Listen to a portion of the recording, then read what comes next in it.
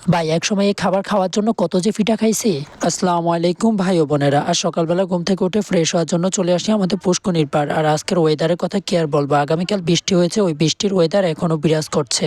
ঘরে এসে দেখি সকালে নাস্তা আমাকে দিয়ে গেল চার বিস্কিট। আমি দেরি না করে তাড়াতাড়ি খেয়ে ফেললাম। নাস্তা খাওয়ার পর ঠান্ডা পরিবেশ আম্মু আমাকে দিয়ে গেল ঠান্ডা ঠান্ডা বেলের শরবত। সত্যি বলতে এই মৌসুমের প্রথম বেলের শরবত আমি আজকে খাচ্ছি। আর বেলের শরবত সবসময় আমার কাছে বেস্ট।